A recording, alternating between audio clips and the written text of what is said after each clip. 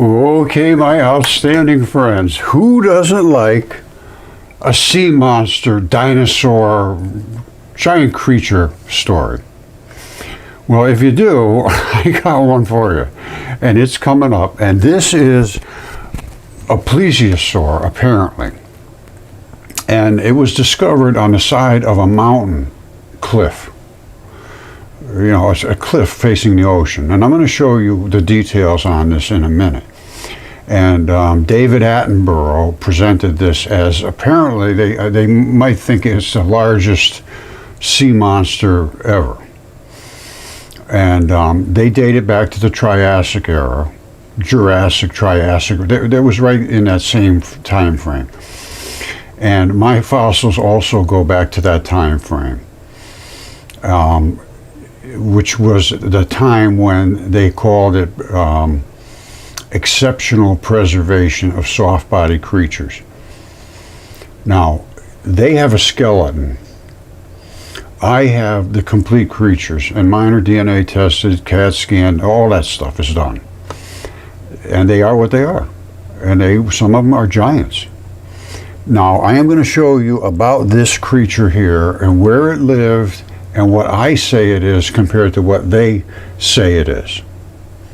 And we have two different interpretations, and that's okay. That's what science is all about. But David Attenbourough, I contacted him years ago about my mud fossils, and he didn't understand what I was saying. I'm sure it was my fault. I worded it wrongly, and he thought I was talking about things that were not of this era, Triassic, Jurassic era. And I was, but I said, I don't think they're that old.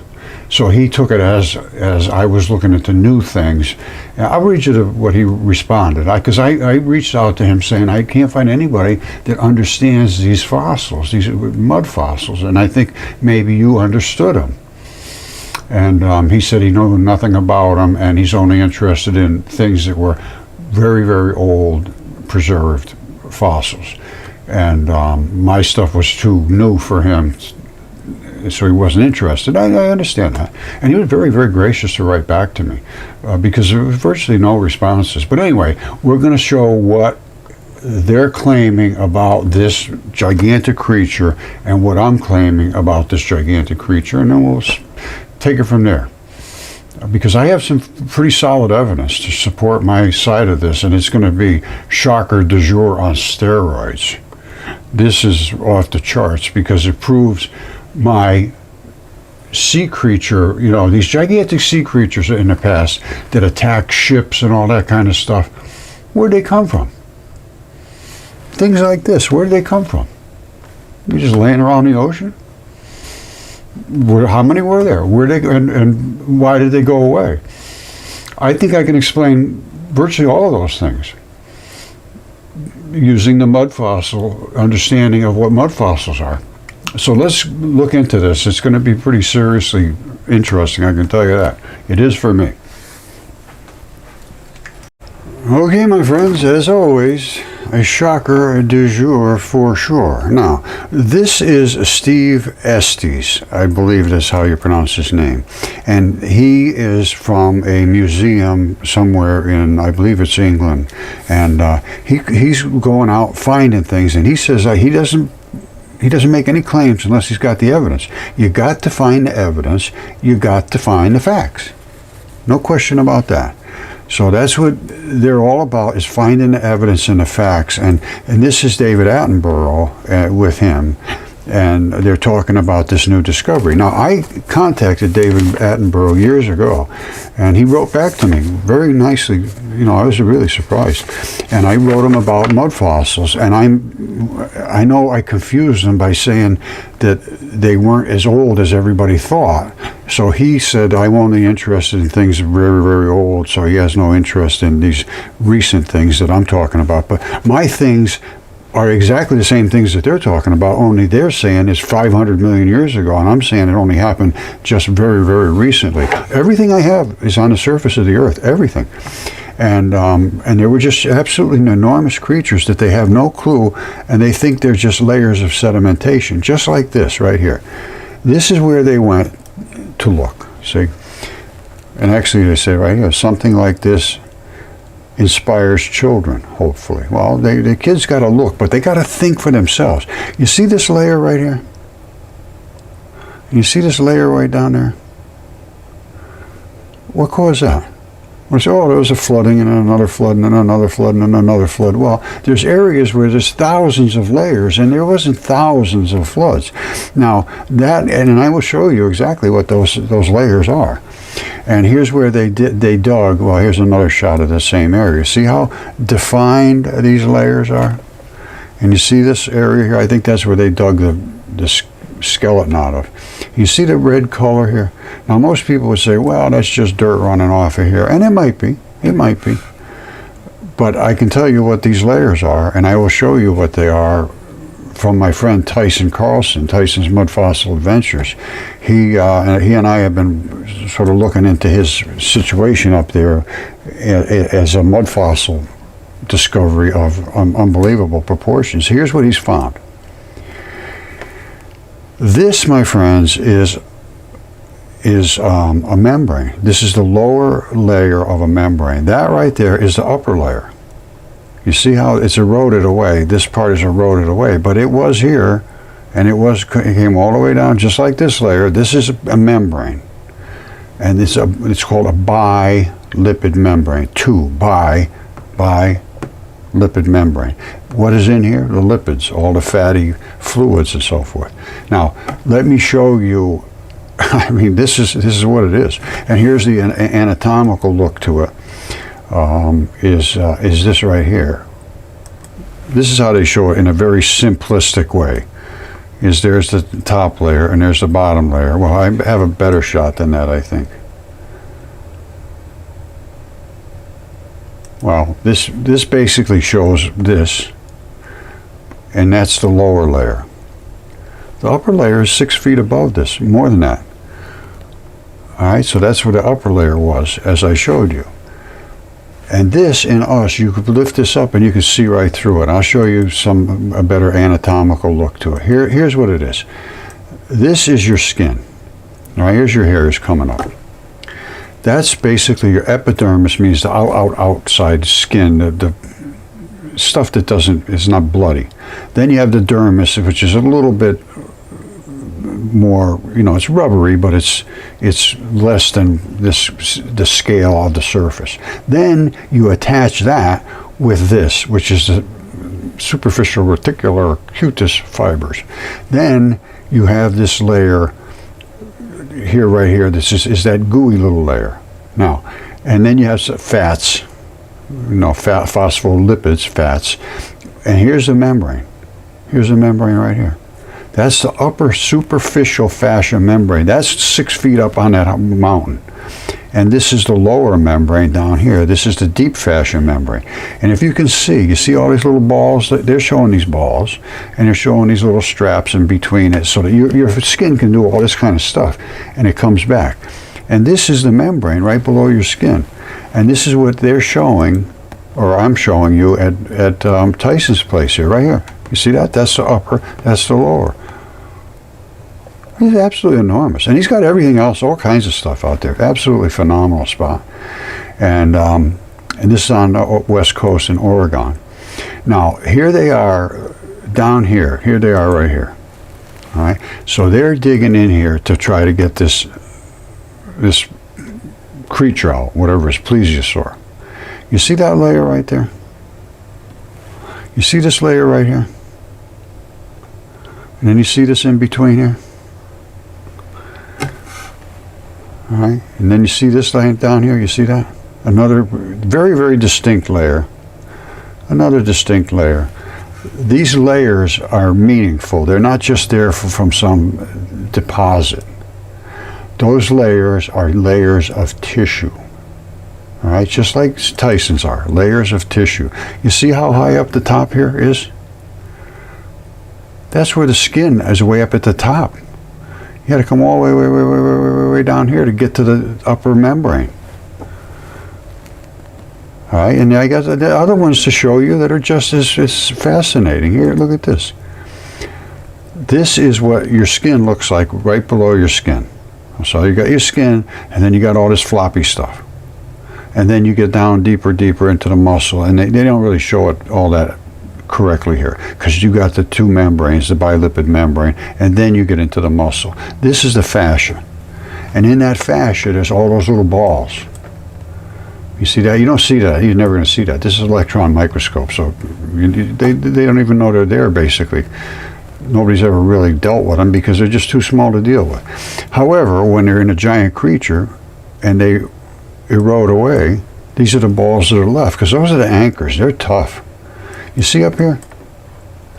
They know now that these are the balls. This is pretty new research, 2016. These are the balls that anchor the floppy membrane in here, so it can stretch and go this way and that way. And the brown things they spring open the bag so they fill back up again. After you stretch it, they get flat, then they got to open back up. That's what the brown thing does. The black balls anchor the brown thing. The brown thing opens up the gooey pink stuff, so you can stretch and do all that kind of stuff. That's why you can do it in your own skin. Now, this is Hunstanton Beach in the United Kingdom. The same stuff. These are all the balls have eroded away out of the flesh, and that is the skin. This is the size of the creatures we're talking about. So I'm going to tell you what they found. This gigantic creature they found, which is this thing here. I say that was a parasite living inside a creature's fluid-filled highway. And here it is right here. There's that fluid-filled highway, either here or the whole thing, one way or the other, or down here, whatever. I believe it's this whole thing, and that's the mix between, you got upper and down, well, here, let me just show you. Don't forget, I'm saying this is the width of the membrane. This is the center where the two upper and downer meet, and they got, well, you can see it right here. You see? Right there. That's where the two meet. Right there. So you got your upper layer, you got your lower layer, and you got here. And then in this fluid filled, this is all fluids in between that membrane. That fish was swimming around in there, eating things. I'm telling you, they lived in that membrane. That was a parasite. And that's where all these parasites came from. You see, don't forget, there's the upper membrane, quite obvious. That's that middle between here and here. They have that gooey stuff. And here he is in the middle of it. He's running around trying to eat things that are trying to invade you. We found, and Tyson's found, seashells and all kinds of things in these layers. Those layers are not sedimentation. They are not sedimentation. They are biology. These creatures were living inside these giant monsters. And they were all over the world. And once these things died, a lot of them were able to swim out through those fluid-filled highways into the ocean, and then they had to make a living somehow. They preyed upon each other until there was virtually nothing left, and they were eating all the ships and people. Every one of them, every single culture had a story of sea creatures that were enormous and attacking their ships. And they were trying to kill them off and get rid of them because they were dangerous as hell. I mean, these things were nasty creatures, just like this thing. Huge. I mean, this thing is 30 feet long, 35 feet long, something like that. That's tiny compared to the stuff I have. You know, even when I have a giant that's been DNA tested. I have a 3-foot-long fingertip from him. That equates to about between 160, 180 foot tall guy. So if this was 30 feet, he just grab him and crunch him up with his hand. So these are not any big creatures, but it was living in this bilipid layer. Don't forget, that's the top, that's the middle, and that's the bottom. And then you run into this very, very distinct layer. All right, and again, let's look back at these. There's that very distinct layer right there. It's the hyaluronic acid layer right there. And then below that, you start getting into muscle. All above that is just nothing but skinish stuff. So think of the size of these creatures we're talking about. Absolutely stunningly large. And again, you know, you can laugh all you want, but I'm showing you, just like the guy from the museum there says, you'd have to have the facts. If you examine the facts, then you go from there. You don't examine the facts, you're not even a scientist. You have no right to be able to say anything about anything if you won't examine the facts. And this is a factual thing. It's sitting right here. You can't move it. It's there. And these, look, see even this. You see that little thing there? Of course, you see these. Those are the membrane channels. You can only let things in and out of your membranes that your body says let it in. So they have what they call ionizing channels. And they say, no, you're not allowed in here. You don't have the right charge. And that's how they keep things in and out. And these here do something, I don't know exactly what, but these are these little curly-Q things, and you have all of this, and in between you have that bilipid layer. And here it is right here, wherever it is right here. That's that little curly-Q thing over at Tyson's spot coming out. And of course these are all the ion channels. And it is what it is.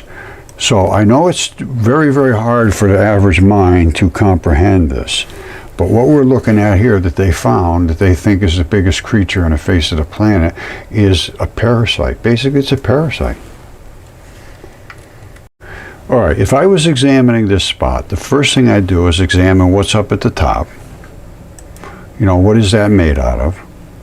And then I would come down to well, let's look at this one. I'd look up here at the top and this layer here, what exactly is that consist of? And is this a different layer here? Or in other words, is this just runoff, or is this a whole nother different area? Because you have red blood and then you have other blood in your body that turns dark. Now I see this as a possible area where there's an actual artery, red blood being infused into this area. Because it has to come from somewhere. You have to have red blood in your body everywhere to service the tissues. Otherwise, it's not going to work. Now, is that just runoff? It could be. So I'm not making any claims here. But I am making a claim right here that this is a layer of tissue, and that's the lower layer of tissue. And they dug that thing out of here. And I believe that was just drifting around in here, patrolling for things that were trying to invade this creature's body. It was a parasite. Or maybe it was bad for him. I don't know. Maybe it was good, working in his best interest to kill other things that were floating around in his body. Or maybe he was trying to invade the creature's body. I don't know. But I can tell you what, a lot of them came out into the ocean, and I'll show you exactly how that happened in a few minutes. But let's make sure we understand where we are here. We know about the membranes. We've seen the anatomical structure here, and every layer is here that's supposed to be here, and it is there. This way up at the top, this pinkish looking stuff. All right, so where were we? All right, this is probably the pinkish looking stuff. I don't know. We gotta do some digging around. But this is that's the layer, and I showed you Huntington Beach. Moki marbles. This is all body stuff, and all these little tiny balls, that's what they are. This is it's so enormous that the average mind is just stunned and shuts down. But just like he said, it's like he's saying here, this is still a learning curve on these things. It's still a learning curve. And he says, that's all I want to do is understand what I'm seeing. He says, this is the pinnacle of his whole life. And the other thing is, as I said, I contacted David Attenbourough almost 10 years ago, and I'd hate to see him go through his whole life here, and he's getting kind of aged and not understand what he did for his whole life, because this is not what everybody's told us they are. You don't have to have bones to have fossils. And actually, Yale did agree with everything I'm talking about. Perfectly, well, they call it exceptionally preserved soft-bodied creatures. Yes, it was. And then I have found them, and mine are all DNA tested and CAT scanned bits and pieces and all that stuff. So I'm not talking out of my ears here. I'm talking from facts. Exactly what he says. You gotta pay attention to the facts. Don't pay attention to the facts, forget about it. You're lost. Now here is what the biology looks like now. You see these are all those little balls are. This is that fluid-filled highway. And that thing was patrolling in there. And then up above you have either fascia or skin or whatever it is. But that's exactly what we're seeing on those cliffs. And then below you get into your muscle. And this is new. You see this? They just discovered this. Meet your new interstitium, a newfound organ. This is 2018. I found this as I was searching my mud fossils. That's how I know about this, and virtually nobody else understands it. Tyson does, because him and I have been working on this for years. And but there's not too many that can get their heads around this. There it is. And there's that layer at the bottom. And then down below, it looks like you might be into some red fleshy looking stuff down underneath. But to me, that's just undeniable. And he was floating around in here. Now, here's what happens when the creatures die and they just like it laying on the desert. Because I'll show you one that's probably similar size to this. And this was, I got to look to exactly where this was found.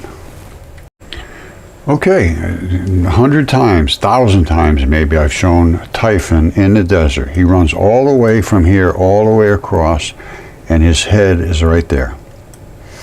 Now, all of this stuff here, this is all bloody runoff, the body fluids from a decaying dragon.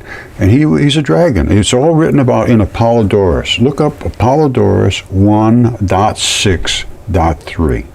Apollodorus 1.6.3. They talk about Typhon in the desert being the whole width of the desert, being his head brushed the stars. They said he was so big.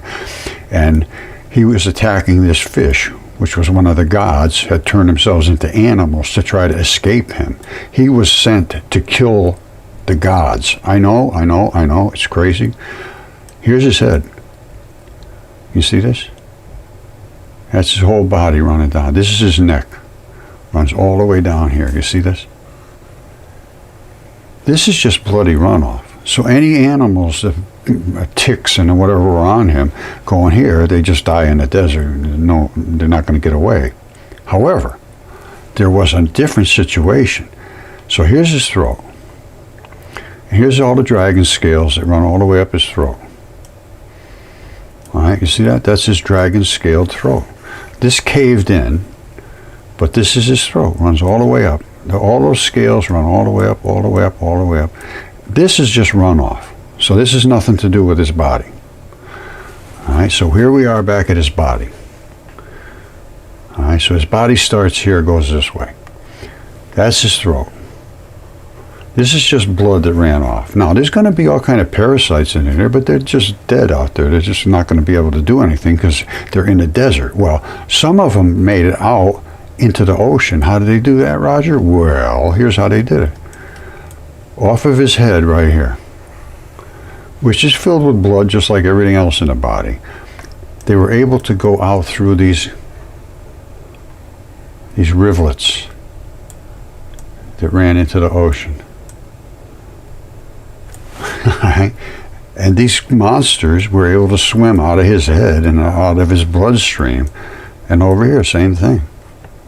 This is his red flared eye. And in Apollodorus, they say he had a red flared eye.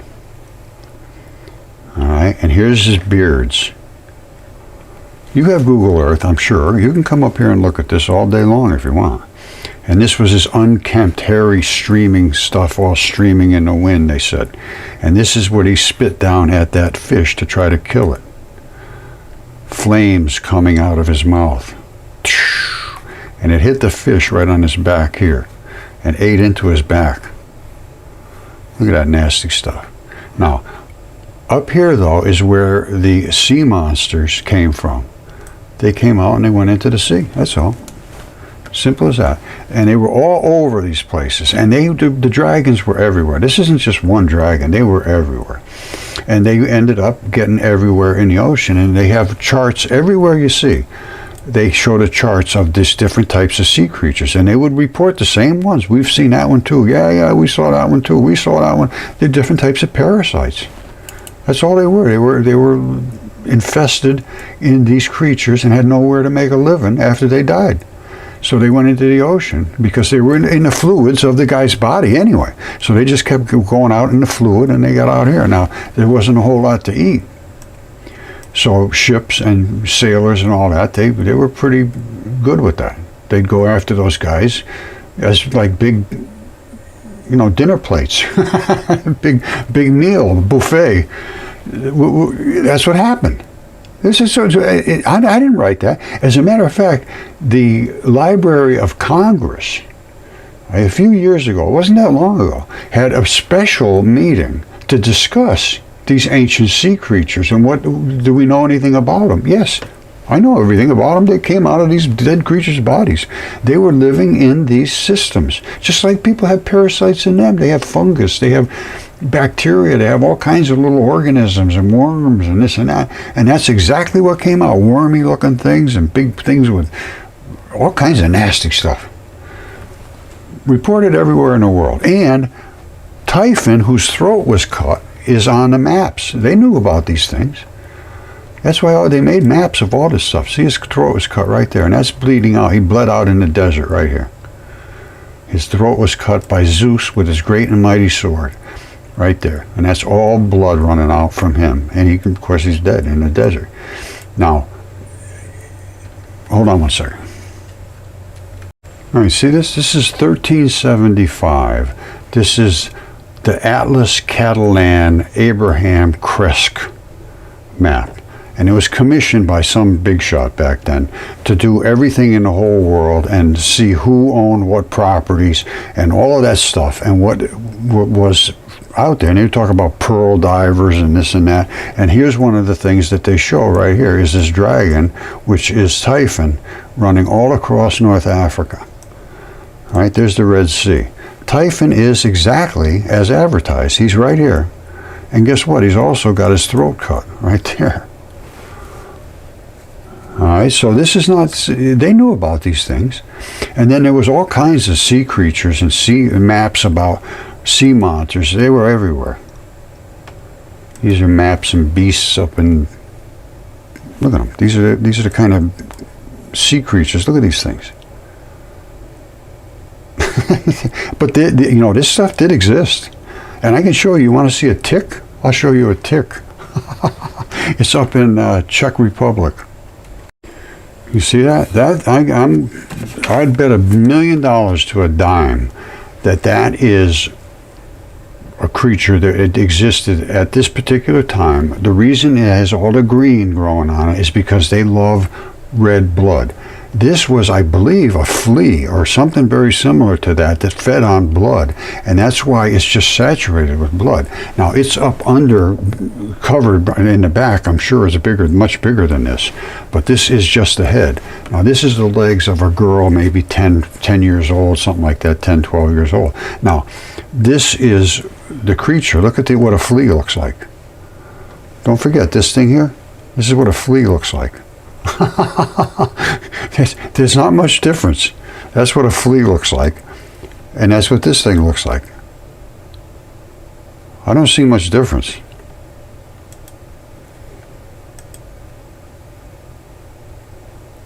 Very, very similar. I mean, obviously it's not a flea, but it could be damn close cousin.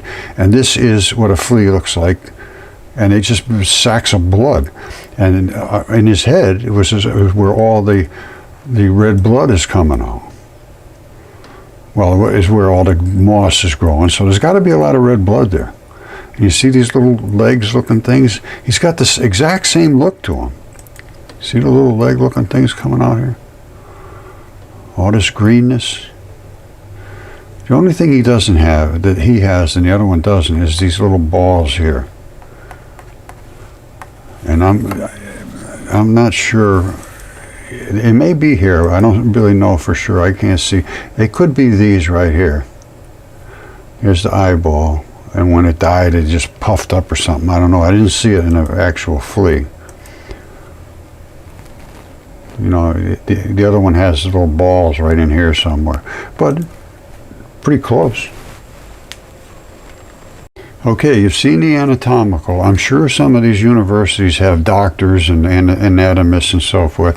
This, I am saying, is the outermost layer of skin, and then you get down into these bilipid membranes, which this is. That's the top, there's the bottom, and there's the center, runs right there. There's the center between the two bilipid. And this fish was swimming around in here doing whatever he did. He wasn't there as layers laid here. This is not layering and layering and layering. This is just erosion going back into the creature's body. That's all this is. Okay, I'm going to call it quits for today, but again, this is Tyson's shot here. That's the upper layer, that's the lower layer. It's a bilipid membrane. There's no other way to possibly miss this.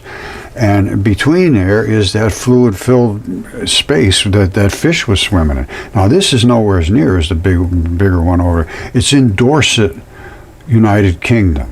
Now, the other one that I showed you is on the other side of the United Kingdom, is in Hunstanton Beach, and that is somewhere around here. This one here. Same sort of size creature here. Very similar, I would think, because this is nothing but the interstitium. This isn't even, we aren't even at the fluid-filled highway membrane yet. That's down quite a bit lower. This is up here, way up at the top. That's the mucosa layer. This is the fascia, and then below that you get to the membrane. So you got a ways to go. All right, we're only up in here, and a little bit down in here. You got to go way down here before you get to the membranes. The Huntington Beach is only somewhere down in this area, I think. That's my take on it. And again, I show my hair follicle right there. That's a hair follicle. And I have stuff that's gigantic. And two of my giants are DNA tested. One's 160 feet tall equivalent. It's a 3-foot long fingertip. And one of them has a 4-foot wide hand. And I have the knuckles and fingers, and I have all kinds of stuff. I have so much stuff, it's just unbelievable that nobody will pay attention to it, having the evidence and the DNA and the CAT scans and all of this stuff. Very distressing to think that the people that are teaching our kids, they really don't care about the truth as long as they can continue to maintain control over the kids. My giants are way bigger than anybody ever thought giants could be, but they're nothing compared to the creatures that were on this earth, like Typhon and the one over there in England. This here is the hair follicle where the the erector muscle attaches. That gives you the stand your hair up on end. This is the sebaceous gland. That's the hair shaft. This is the root ball, and these two spots, those two little round dots, are the vein and artery. Nucleophilic substitution means that whatever this fluid was around here, and the chemistry and so forth, invaded this and just took over and stabilized what was here using new chemistry. That's why it all looks the same. All right, it shouldn't be. You should have reddish stuff in this and different colors, but once you get nucleophilically invaded, in certain conditions, they will all change to be exactly the same color. I have other ones here that didn't do that. This one here stayed the same color it's supposed to be. You see that? That's, hold on.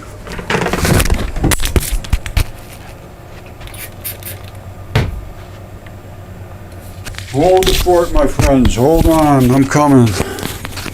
What it was is that, like I say, sometimes you get completely a change, so that everything changes to the new chemistry. Nothing stays the same. This is a whole different story. This had enough transition metals in it to fulfill the requirements of all the bits and pieces of molecules in here that needed to stabilize using something. And I really haven't figured out exactly why it does it so perfectly in some places. That's just nothing more than a chunk of meat. All the connective tissue stayed the same, the red, the fleshy, the fascia, even the little tab here, I call it the spurlock. That little tab held this into another piece of muscle or meat or wherever, but it's a little triangle right there. And they all have them wherever they attach to something else, the lungs and everything.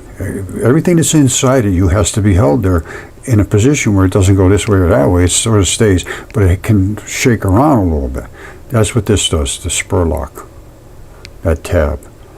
And it continues the fluid-filled highway to the next organ or whatever.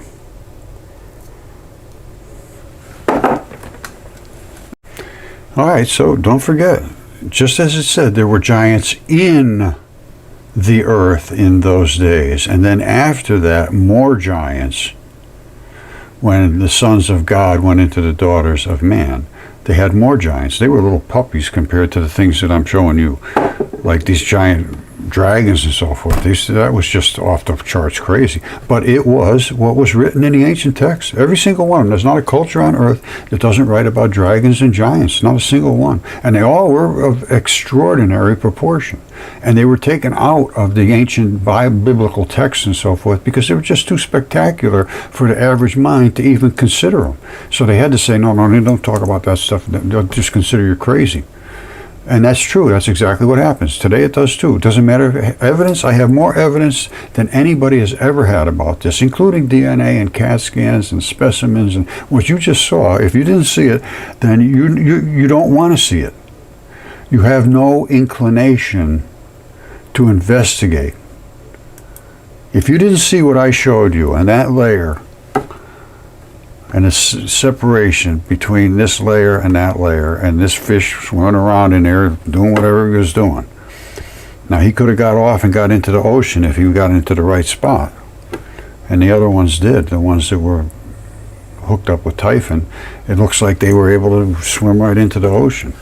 And then they wreaked havoc on these sailors.